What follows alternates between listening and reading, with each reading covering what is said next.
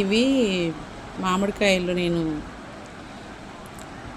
చెక్కు తీసి చీలికలుగా చేసినవి అనమాట. అంటే ఇవి ఏంటంటే ఆమ్చూర్ పౌడర్ అంటారు కదా, ఇలా చేసిన వాటితోనే ఆమ్చూర్ పౌడర్ చేస్తారు. నేను ఇప్పుడు సమ్మర్లో బాగా మామిడికాయలు వస్తున్నాయి కదండి, దాని గురించి తీసానమాట.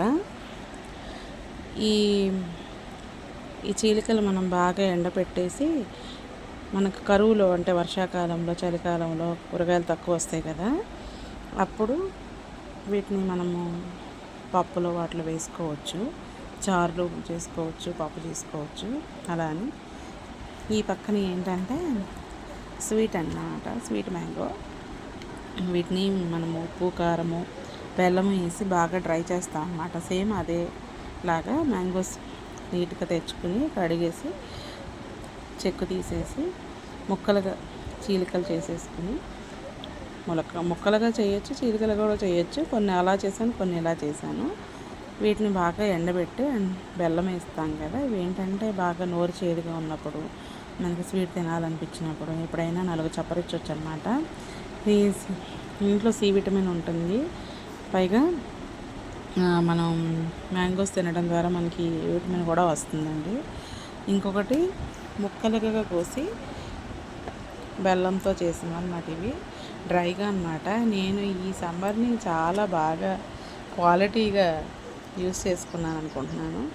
ఎందుకంటే వడియాలు పెట్టాను, తర్వాత మ్యాంగో పచ్చడి పెట్టాను, పండుమిర్చి పెట్టాను, మామిడికాయ చీలికలు చేసి ఇలాగా లాస్ట్ టైం చేశాను. అవి నేను పప్పులోకి వాటిలోకి వాడానన్నమాట. ఆఫీస్కి తీసుకెళ్తే అందరూ చాలా బాగున్నాయి మేడం, అందరూ ఇలా చేసుకుంటే చాలా బాగుంటుందని అందరూ నన్ను అప్రిషియేట్ చేశారు. ఈసారి కూడా నేను ఇయర్ కూడా చేశానన్నమాట. మా తమ్ముడైతే చాలా బాగున్నాయి అక్క అని కొన్ని ఇవ్వు అంటే ఇచ్చాను.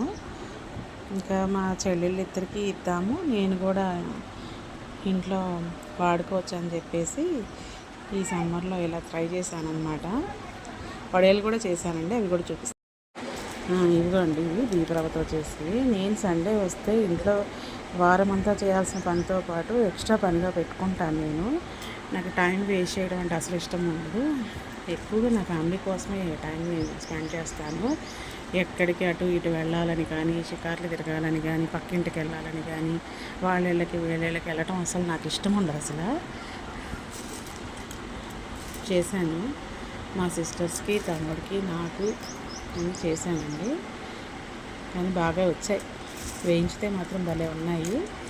ఈ కారపూసవి అయితే నాకు భలే నచ్చాయి, క్రిస్పీగా. వాము, జీలకర్ర, సాల్ట్, కారం వేస్తాం అన్నమాట, ఇంకేం వేయను నేను.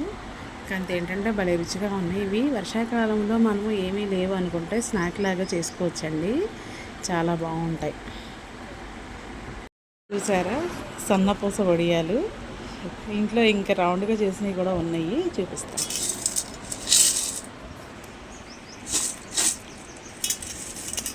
అన్నీ మిక్స్ చేస్తాను అనమాట. ఇవేంటంటే నూనెలో వేయంగానే పువ్వుల్లా భలే ఎగుతాయి అన్నమాట.